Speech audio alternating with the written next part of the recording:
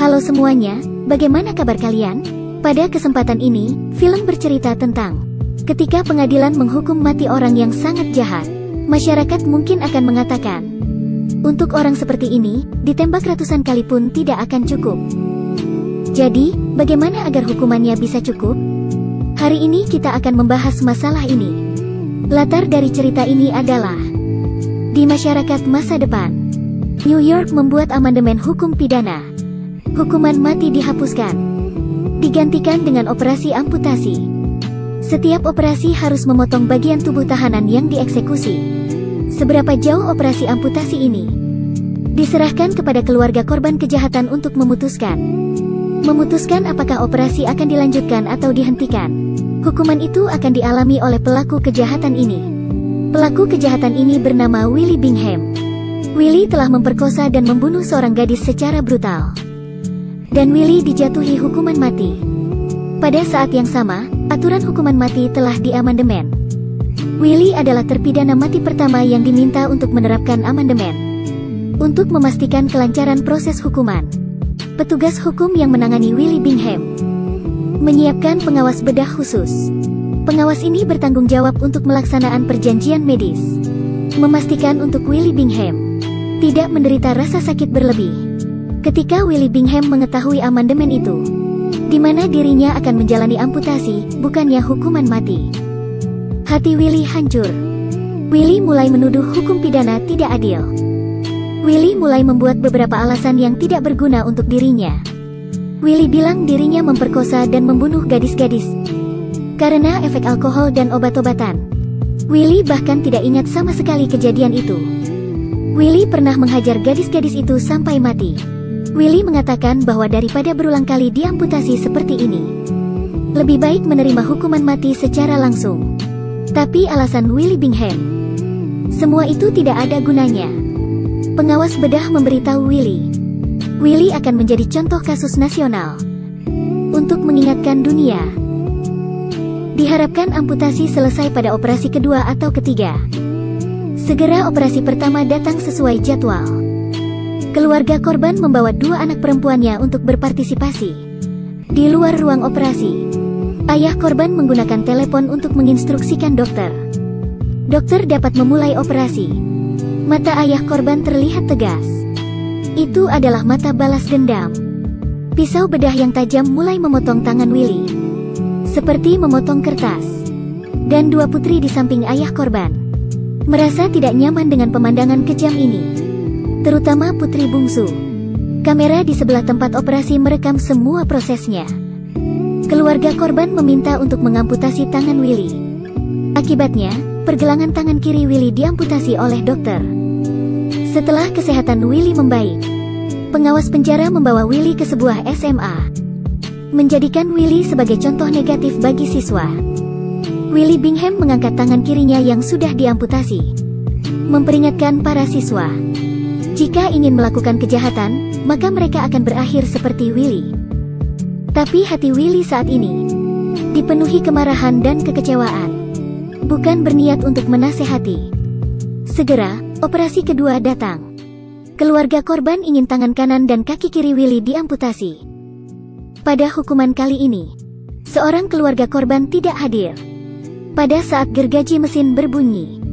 Karena tidak tega melihat proses operasi, gadis ini segera meninggalkan tempat operasi.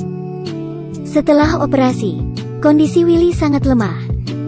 Ketika tubuhnya mulai pulih, Willie Bingham dibawa ke sebuah sekolah lain, sebuah SMA yang lebih besar, untuk menceritakan dirinya.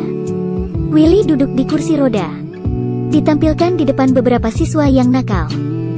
Berbeda dari kemarahan setelah operasi pertama, Willie menjadi pemalu dan tidak berdaya. Nada Willie juga menjadi lebih lembut. Dia menegur anak-anak nakal, jangan melanggar hukum dan tetaplah disiplin. Dua orang siswa di kelas terlihat tidak peduli. Seorang siswi menatapnya dengan jijik. Sementara di sisi lain, seorang siswa nakal menulis sebuah ledekan di telapak tangannya, mengejek Willie dengan gerakan memotong tangan. Willie melihat perlakuan mereka. Willie hanya menundukkan kepalanya tanpa daya. Tampaknya peringatan sederhana ini tidak berpengaruh kepada masyarakat. Mungkin orang-orang hanya akan sadar setelah mengalami hal yang buruk. Willy sangat menyesali perbuatannya. Meskipun Willy pulih dengan baik, tapi raut wajahnya tidak. Hari-hari Willy terasa semakin gelap ketika operasi ketiga datang. Willy sedang duduk di bak mandi dengan cahaya yang remang-remang. Keadaan sangat senyap seperti kematian. Perawat itu duduk di sebelahnya. Willy menatapnya. Willy sudah menjadi orang yang tidak berguna. Tidak bisa melakukan apa-apa. Diselimuti keputusasaan dan kehancuran. Willy menangis dalam diam di kamar mandi yang senyap. Sebelum operasi ketiga berlangsung, wajah Willy dipenuhi ketakutan. Pengawas memberitahunya, keluarga korban akan puas dengan perubahan Willy. Saya pikir operasi ketiga akan dihentikan. Tapi semua orang tidak mengira keluarga korban akan melanjutkan operasi tersebut. Setelah operasi ketiga, Willy kehilangan anggota tubuhnya. Seketika, kecemasan mulai menyebar ke seluruh negara. Orang-orang terus turun ke jalan untuk melawan hukuman brutal ini. Supervisor mendengar berita ini di TV. Langsung marah dan membuang makanan di tangannya. Setelah 3 operasi berlangsung, Willy menjadi tidak berguna lagi. Willy putus asa dan mulai mempertanyakan arti kehidupan.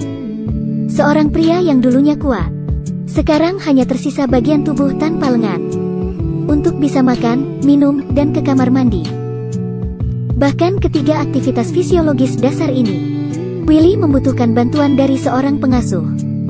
Mulai sekarang Willy tidak bisa hidup sendiri. Tidak bisa apa-apa. Tetapi operasi keempat datang sesuai jadwal. Terlihat lebih sedikit kebencian di wajah ayah korban. Sedikit lebih luluh namun berkeras hati.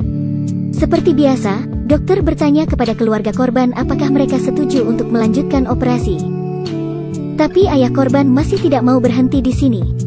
Karena jika berhenti begitu saja, ayah korban akan merasa bersalah atas kematian putrinya. Jadi dia masih mengangkat teleponnya, memberikan instruksi kepada dokter di ruang operasi. Ketika dokter mendengar permintaan untuk melanjutkan, rasa malu dan ragu muncul di mata dokter. Meski begitu, operasi tetap dilakukan. Kali ini Willy kehilangan ginjal dan sebuah bagian paru-paru. Dan juga organ penjahat ini dijual untuk pembiayaan operasi ini, memberikan hasil yang kecil. Keempat operasi itu tidak hanya menghilangkan anggota tubuh dan organ Willy, tapi juga menghilangkan keinginan hidup Willy. Semua emosinya menjadi tidak penting lagi. Willy juga kehilangan hak atas kesehatan. Dirinya harus bergantung pada infus untuk bertahan hidup. Hidup Willy tidak bebas lagi. Kehidupan yang Willy miliki saat ini hanya untuk menunggu operasi selanjutnya. Tidak hanya itu, Willy juga diminta untuk menonton video operasi amputasinya. Willy bertanya pada perawat, apakah yang dipotong itu kaki kirinya atau kaki kanannya? Ketika Willy mengetahui bahwa itu adalah kaki kirinya, Willy hanya tersenyum tipis. Willy telah menyerah untuk berjuang, menyerah pada dirinya sendiri. 5 bulan kemudian, Willy akan memulai operasi kelimanya. Operasi ini akan mengambil organ seksnya. Sebelum operasi, Willy merasa ketakutan. Dia memohon kepada perawat untuk membatalkan operasinya. Tetapi operasi tetap dilakukan sesuai jadwal. Setelah Willy siuman, Willy membuka matanya dan menatap supervisor. Sejak itu Willy berhenti meneteskan air mata. Willy berhenti berbicara dengan supervisor. Bahkan kehilangan emosi yang dimilikinya. Dalam situasi seperti ini, operasi terakhir akhirnya tiba. Mereka mengamputasi telinga Willy dan bagian lainnya yang tersisa. Mereka menghilangkan semua rambut Willy dengan laser. Dengan demikian menghilangkan indera perasa, pendengaran, penciuman, dan sentuhan Willy. Anggota keluarga korban saat ini sudah lelah. Sangat lesu. Dia bahkan tidak bisa menonton operasi itu lagi. Hanya menandatangani surat operasi dan kemudian pergi. Bahkan tidak tahan melihat Willy lagi. Apakah keluarga korban memaafkan pelaku? Ada pepatah mengatakan, tidak seorang pun kecuali korban yang berhak untuk memberi pengampunan. Lalu untuk apa menghukum pelaku dengan cara seperti ini? Willy dalam perban mengertakkan giginya dan menatap orang-orang yang kejam itu. Tapi Willy tidak bisa berbuat apa-apa. 5 tahun kemudian, Willy masih hidup. Dia tinggal di bangunan terakhir di bagian selatan. Lampu di kamarnya selalu menyala. Dan Willy terus menatap ke langit-langit. Dan setiap akhir bulan, supervisor akan membawa Willy mengunjungi berbagai sekolah untuk menjadi contoh. Alur ceritanya berakhir di sini. Film pendek ini hanya berdurasi 12 menit, tetapi telah menimbulkan banyak kontroversi. Apakah adil mengendalikan kekerasan dengan kekerasan? Menurut sudut pandang sutradara adalah melawan kekerasan dengan kekerasan. Karena ini bukan termasuk tindakan yang manusiawi. Apakah tindakan ini masuk akal? Tidak hanya menantang perilaku manusia. Hal ini juga menyia-nyiakan sumber daya peradilan. Dan beberapa orang berpendapat, film ini menghukum serangan Willy Bingham terhadap anak perempuan, menarik simpati untuk Willy, dan berusaha menampilkan secara objektif. Sungguh tidak masuk akal menggunakan kekerasan untuk mengendalikan kekerasan. Menurut sutradara, perlakukan para pembunuh yang sangat jahat harus menerima hukuman seperti ini, sehingga membuat mereka merasakan yang lebih buruk dari kematian. Untuk memperingatkan dunia, kita sering mengatakan, orang harus memiliki hati yang baik dan penyayang. Perkataan ini memang benar.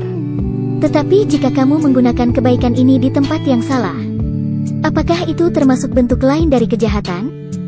Ketika kita berbicara tentang moralitas dengan iblis, ketika berbicara tentang hak asasi manusia, siapa yang akan berbicara tentang kehidupan dan keselamatan jiwa-jiwa yang mati?